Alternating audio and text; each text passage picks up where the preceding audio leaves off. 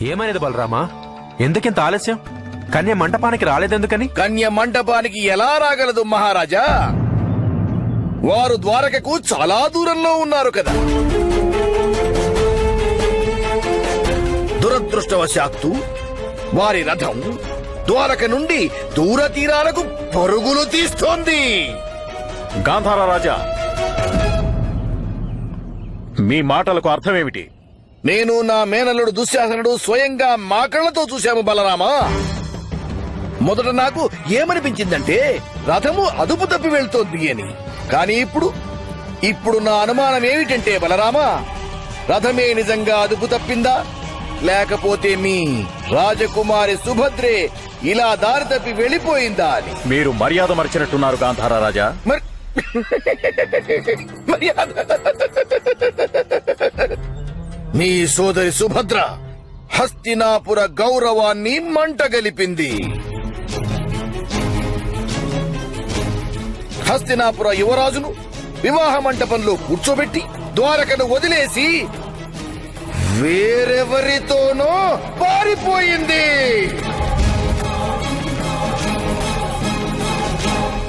ఆ పని మా సుభద్ర ఎందుకు చేస్తుంది? సరైన ప్రశ్న. కాని దీనికి సమాధానం మీరు మీ అనుజుడు మాయదారి కృష్ణుణ్ణే చెప్పమనండి. రుద్రయాదవ, వెళ్లి చూడు మీ చిన్నతండ్రి ఎక్కడున్నారు. నేనిక్కడే ఉన్నాను బలరామన్నయ్య. చెప్పమనండి వీరిని. బలరామదేవా, చెప్పమనండి వీరిని. వాసుదేవా,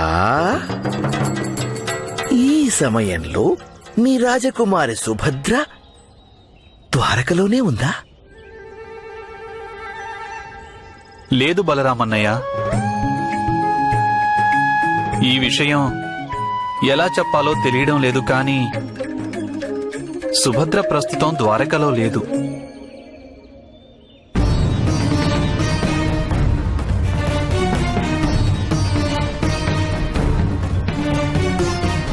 ద్వారకలో లేదంటే దానర్థం ఎక్కడికి వెళ్ళింది, ఎప్పుడొస్తుంది? క్షమించాలి మహారాజా, ద్వారకకు ఇది ఎంతో సిగ్గుపడవలసిన విషయం.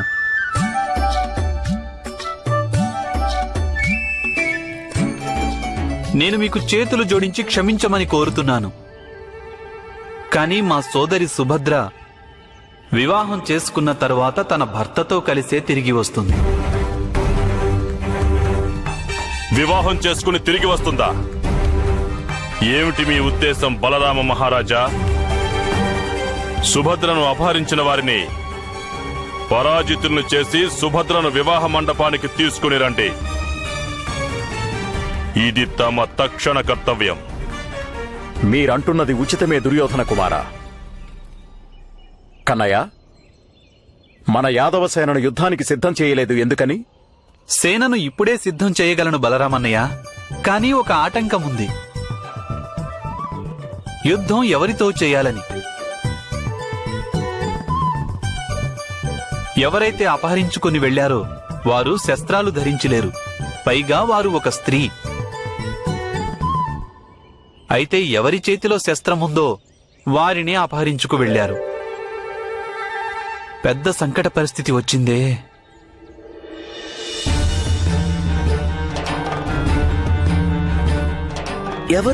ఎవరిని అపహరించుకు వెళ్లారు? వారి నామధేయం కూడా చెప్పండి సదస్సులకు. కనీసం తమరు పన్నిన కుతంత్రమంతా అందరికీ అర్థమైపోతుంది కదా వాసుదేవా. శకుని మామా, కుతంత్రమంటే అర్థమేమిటంటే దుర్మార్గమైన పథకం. నేను మాత్రం మంచి పథకమే వేశాను బలరామన్నయ్య. మన ప్రియ సోదరికి నా రథాన్నిచ్చానంతే. ఎందుకంటే తన మనసుకు నచ్చిన భర్తను తాను అపహరించుకుపోతుందని.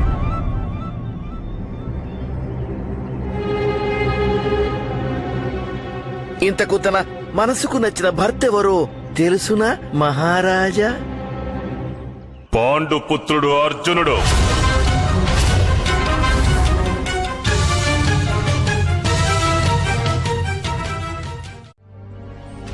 బలరామ మహారాజా, నిశ్చితార్థం ఆనాడే జరిగిపోయింది. మీరు వాగ్దానం చేశారు, దుర్యోధనునికి రాకుమారి సుభద్రనిచ్చి వివాహం మీరు చేయిస్తారు. నిజం చెప్పాలంటే ఆమె వివాహం నాడే జరిగిపోయింది. మరి ఇప్పుడు తనకి రెండవ వివాహం ఏ విధంగా జరుగుతుంది?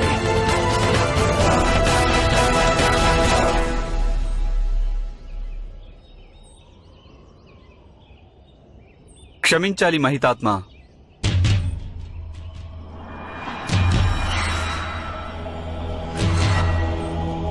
నిశ్చితార్థమే వివాహమైతే ఇక సప్తపది ఆవశ్యకత ఏమున్నది? నిశ్చితార్థానికి అర్థమేమిటంటే మాతాపితలు అనుమతించారని. కానీ వివాహం అన్నది వధూవరులిద్దరూ అంగీకరించిన తరువాతే సంపూర్ణమవుతుంది. నిశ్చితార్థాన్ని వివాహమని అనరాదు మహితాత్మ. ఒకవేళ అదే నిజమైతే కన్యాదాన ప్రాముఖ్యం ఏమిటి వాసుదేవా? నారికేళ ఫలం సముద్రంలో పడగానే ఆ వృక్షము ఆ ఫలంపై తనకున్న అధికారాన్ని త్యాగం చేస్తుంది. ఆపై ఏ ఒడ్డుకు చేరుకోవాలో, ఏ భూమిలో వసించి కొత్త వృక్షమై మొలిచి ఎదగాలో ఈ నిర్ణయం కేవలం ఆ ఫలం, దాని విధివ్రాత తీసుకోవాలి.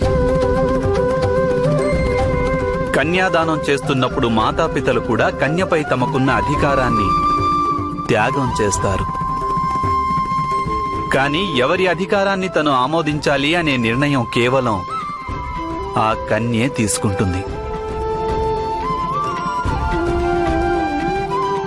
మా ప్రియ సోదరి సుభద్ర ఎప్పుడో తన నిర్ణయాన్ని తీసుకుంది. ఇక యాదవుల తరపున నేను తన నిర్ణయాన్ని అంగీకరించాను. హస్తినాపురితో మీకు మిగిలేది శత్రుత్వమే అవుతుంది వాసుదేవా.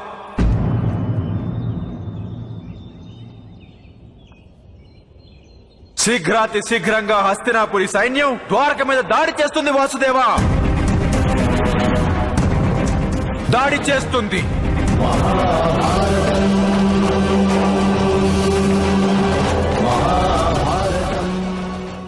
ధరించి యుద్ధానికి రమ్మని. కేవలం హస్తినాపుర సైన్యం ఒక్కటే కాదని గుర్తుంచుకో వాసుదేవా. ఇంద్రప్రస్థ సైన్యం కూడా వస్తుంది. తమరొక మాట మరిచినట్టున్నారు. ఇంద్రప్రస్థం ఇంకా స్వతంత్రం కాలేదు. ఏ వ్యక్తి కోసమైతే మీరు మా సామ్రాట్టుని ఇలా అవమానం చేశారో అదే వ్యక్తి ద్వారకా నగరం వెలుపల గాంధీవం ధరించి మీతో యుద్ధం చేయడానికి వస్తాడు వాసుదేవా. మీరు నా పాదాలను స్పృశించకండి. మిమ్మల్ని నేను ఆశీర్వదించలేను పుత్రా.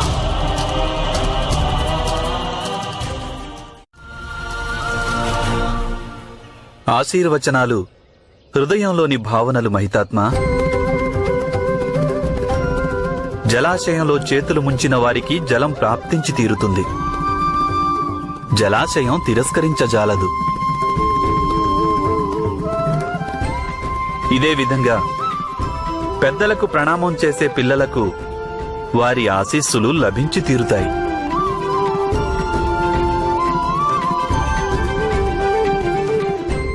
ఇంకిపోయిన జలాశయం నుండి జలం ప్రాప్తించదు వాసుదేవా. ఈ అధర్మాన్ని చూసి నా హృదయం కూడా ఇంకిపోయింది.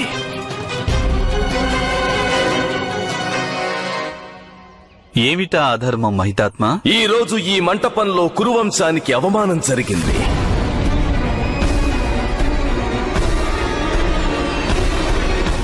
నిశ్చితార్థం జరిగిన కన్య వివాహం అన్యుడైన వరునితో జరగరాదు వాసుదేవా.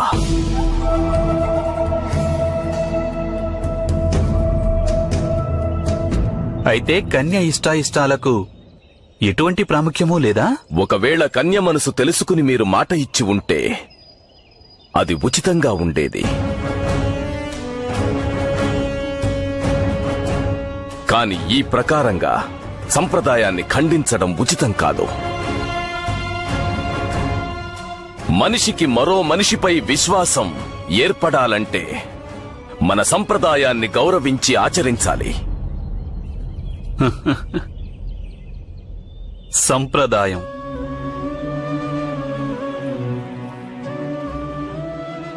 సంప్రదాయం మామిడి పండు వంటిదంటారు మహితాత్మ. పిందెగా ఉన్నప్పుడు దాని రుచి వగరుగా ఉంటుంది. కొంతకాలం తరువాత రుచి పుల్లగా మారుతుంది. ఎవరికి పులుపు ఇష్టమైతే వారు దానిని ఆరగించి ఆనందిస్తారు. అలా మరికొంతకాలం తరువాత అది మాధుర్యాన్ని అందిస్తుంది, అందరికీ ప్రీతిపాత్రమవుతుంది.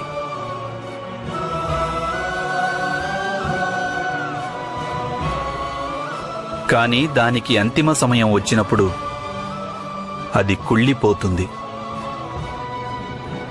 దాని నుండి దుర్గంధం వస్తుంది మహితాత్మ.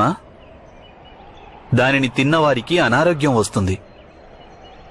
ఇక చివరకు మిగిలేది పండులోని ఎండిన టెంకే. అది దేనికి పనికిరాదు. నాకు సంప్రదాయం పట్ల వ్యతిరేకత లేదు మహితాత్మ.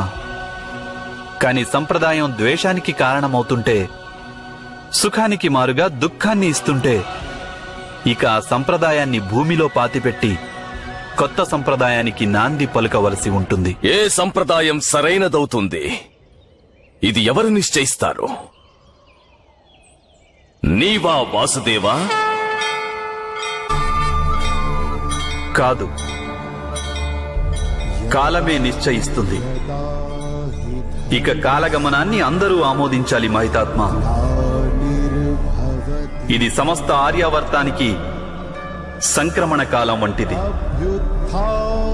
ఏ విధంగా సంక్రాంతి సమయంలో సూర్యనారాయణుడు తన గమనాన్ని మార్చుకుంటాడో, అదేవిధంగా సమస్త ఆర్యావర్తము తన గమనాన్ని మార్చుకుంటుంది.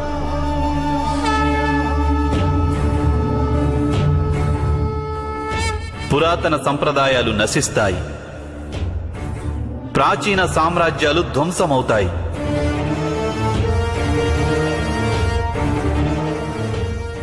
నవీన ధర్మం స్థాపితమవుతుంది, అలాగే నవ్యయుగం ఆరంభమవుతుంది. మహారథి భీష్మ,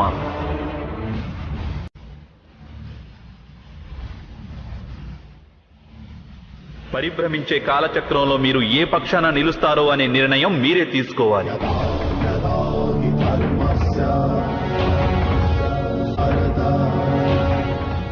ఎందుకంటే కాలచక్ర భ్రమణంలో అందరూ నలిగిపోతారు. అధర్మ మార్గాన్ని అనుసరించే వారిలో పరివర్తన ప్రారంభమవుతుంది. ఇక ధర్మ మార్గాన్ని అనుసరించేవారు నవశకానికి నాంది పలుకుతారు. ఇది నిశ్చయం.